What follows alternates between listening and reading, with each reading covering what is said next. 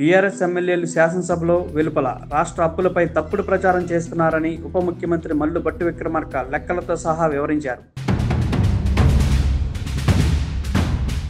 అసెంబ్లీలో గురువారం అప్పులపై చర్చ సందర్భంగా కాంగ్రెస్ ప్రభుత్వం తొలి సంవత్సరమే 1,25,000 కోట్ల అప్పు చేసిందని ఎమ్మెల్యే హరీష్ రావు ఆరోపించారు. తాను చెప్పింది తప్పని నిరూపిస్తే రాజీనామాకు సిద్ధమని ఆయన సవాల్ విసిరారు. దీనిపై స్పందించిన ఉప ముఖ్యమంత్రి బీఆర్ఎస్ చిట్టా బయటకు తీశారు.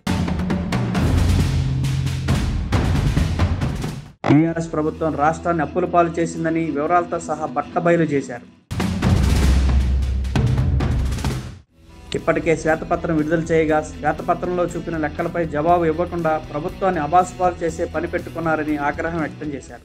మరి హరీష్ రావు గారు అంత అనుభవం ఉన్నటువంటి వారు ఆర్బీఐ ఇచ్చినటువంటి రిపోర్ట్ను తీసుకొని వచ్చి ఈ రిపోర్ట్ను చూపిస్తూ మీరు సభను తప్పుదోవ పట్టిస్తున్నారని మాట్లాడుతూ ఉన్నారు. I'm coming to that point only అధ్యక్ష. శ్వేతపత్రం పేరు మీద అన్ని తప్పులు చూపించారు, వీళ్ళ మీద అసలు ప్రివిలేజ్ మోషన్ ఇవ్వాలని చెప్పేసి బయట లోపల మాట్లాడుతున్నారు అధ్యక్ష. ప్రివిలేజ్ మోషన్ ఎవరి మీద ఇవ్వాలో వాస్తవాలని సభ ముందు పెడితే పూర్తిగా అంతా అర్థమైన తర్వాత సభ నిర్ణయం చేయవలసిందిగా నేను విజ్ఞప్తి చేస్తాను అధ్యక్ష. ఉన్నది లేనట్టుగా లేనిది ఉన్నట్టుగా అబద్ధాలు ప్రచారం చేయడంలో బీఆర్ఎస్ నేతలు సిద్ధహస్తులని ఘాటుగా విమర్శించారు.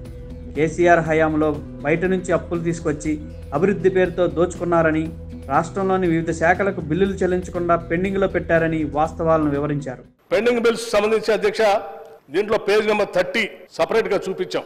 దాంట్లో ఏముంది అధ్యక్ష, పెండింగ్ బిల్స్ 40,154 కోట్లు ఉంది అధ్యక్ష. ఈ తెచ్చిన అప్పులు కాకుండా ప్రజలకి, కార్పొరేషన్లకి, మిగతా వాటికి, మిగతా సంస్థలకి, ఉద్యోగస్తులకి, చిన్న చిన్న కాంట్రాక్టులకి, లేకపోతే మిగతా చిన్న చిన్న ఉద్యోగస్తులకు కావాల్సినటువంటి ఆ పెన్షన్స్, ప్రావిడెంట్ ఫండ్లకి, లేకపోతే మెస్ బిల్స్కి, లేకపోతే ఈ మందులు హాస్పిటల్ ఇచ్చే మందులకి, వీటన్నిటికి కలిపి 40,000 కోట్లు అప్పులు పెట్టిపోయారు. ఆ అప్పు కూడా ప్రభుత్వం కట్టాల్సింది. బీఆర్ఎస్ పెండింగ్లో పెట్టిన బిల్లులు 40,000 కోట్లకు పైగా ఉన్నాయని, ఉద్యోగులకు, కాంట్రాక్టర్లకు, వివిధ ప్రభుత్వ శాఖలకు ఇవ్వకుండా బకాయిలు కుప్పలు తెప్పలుగా పేర్చారని తెలిపారు.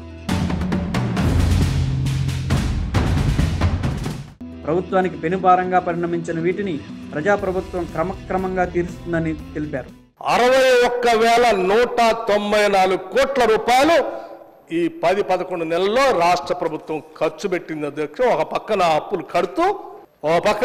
కడుతూ ఇంకో పక్కన ఇవన్నీ చేసుకుంటూ ఇన్ని వేల కోట్ల రూపాయలు ప్రజల కోసం ఖర్చు పెడుతూ ముందుకు పోతా ఉన్నాం.